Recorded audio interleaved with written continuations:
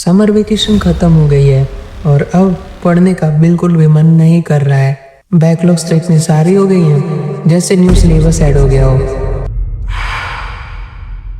Summer vacation के starting में जहाँ ये सोचा था कि वेकेशन के एंड तक सारा सिलेबस कंप्लीट कर लेंगे, वहीं रियलिटी में इतना प्रेशर हो गया है कि कुछ समझ ही नहीं आ रहा कि क्या करें।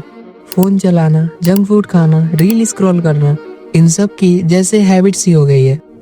खैर देखो, जो चीज़ हो गई है अब हम उसका कुछ नहीं कर सकते हैं, लेकिन जो टाइम अभी बचा हुआ है उसका अच्छे से यूज़ करके अपने परसेंटेज को इंक्रीज कर सकते हैं। लेकिन उससे पहले हमें ये जानना जरूरी है आखिर हमसे कहाँ गलती हो गई जिसकी वजह से हम आज सेलिब्रेट करने की जगह रिग्रेट कर रहे हैं। तो आज हम यही देखेंगे कि हमसे क्या गलती हो गई एंड हम कैसे उसे ठीक कर सकते हैं एंड कैसे मेक श्योर कर सकते हैं कि ये मिस्टेक दोबारा ना हो। So let's dive into the video. Summer vacation की स्टार्टिंग में हर बच्चा मोटिवेटेड होता है क्योंकि उसके पास पूरे मंथ का टाइम होता है एंड पूरी फ्रीडम होती है कि चाहे जैसे वो अपने टाइम को यूज करे। एंड अपनी आंखों में टॉपर बनने का सपना लिए बहुत से बच्चे ये एक्सपेक्ट कर लेते हैं कि उनका सिलेबस समर वेकेशन में ही कंप्लीट हो जाएगा।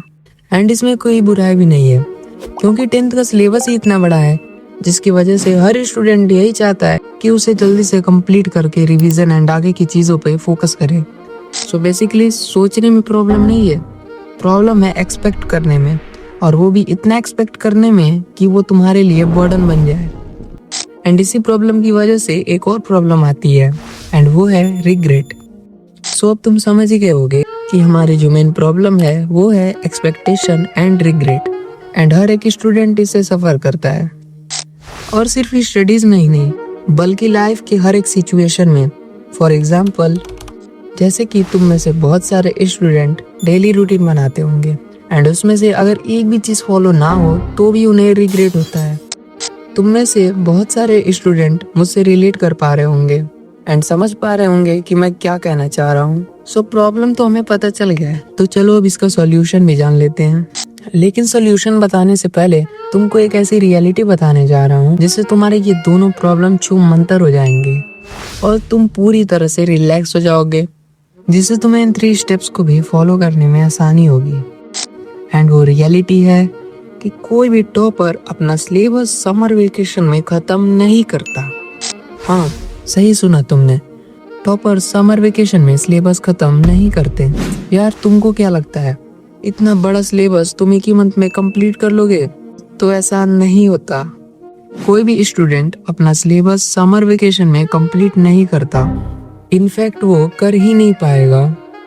होपफुली तुम्हें ये रियलिटी जानकर काफी अच्छा लगा होगा। तो चलो अब उन सॉल्यूशन के 3 स्टेप्स को भी देख लेते हैं। Step 1, just start. वेकेशन में पढ़ाई नहीं करने की वजह से बहुत से स्टूडेंट को अब पढ़ने का मन ही नहीं कर रहा होगा एंड वो चाह के भी पढ़ाई स्टार्ट नहीं कर पा रहे होंगे। बट जो हुआ उसको भूल जाओ एंड बस आज से ही पढ़ना स्टार्ट कर दो। भले ही टेबल पे बैठ कर पन्ने ही पलटना, बट आज से ही पढ़ना स्टार्ट कर दो। Step 2, Saturday and Sunday strategy. देखो, वेकेशन में भले ही तुम नहीं पढ़ पाए बट कुछ ऐसे इंपॉर्टेंट चैप्टर्स होंगे जिनको तुम्हें वेकेशन में ही कंप्लीट करना था क्योंकि वो तुम्हारे एग्जाम पॉइंट ऑफ व्यू से बहुत ही इम्पोर्टेंट है। सो उनको तुम्हें सैटरडे एंड संडे को कंप्लीट करना है। एवरी सैटरडे एंड संडे तुम उन चैप्टर्स को फोकस के साथ पढ़ोगे। Step 3, be consistent. अभी मैंने तुम्हें जितनी भी चीजें बताएं, अगर तुम उनको कंसिस्टेंटली फॉलो नहीं करोगे तो शायद ही ये चीजें तुम्हारे बहुत काम आएंगी, इसलिए तुम्हें कंसिस्टेंट रहना पड़ेगा। सो फाइनली ये थे वो स्टेप्स जिनकी हेल्प से तुम अपने सबसे biggest problems like expectation and regret को दूर कर सकते हो। एंड अब ज्यादा स्ट्रेस मत लो, जो हो गया उसे छोड़ दो एंड पढ़ना स्टार्ट कर दो। क्योंकि देखो यार, सोचने से कुछ नहीं होने वाला, अब जो भी होगा वो तुम्हारे एक्शन से होगा। तो बस पढ़ना स्टार्ट कर दो, ओके। एंड अगर तुमको ऑफलाइन एंड ऑनलाइन कोचिंग को लेकर थोड़ी भी कंफ्यूजन है तो तुम्हारे स्क्रीन पे एक वीडियो आ रही होगी, उसे देख लेना।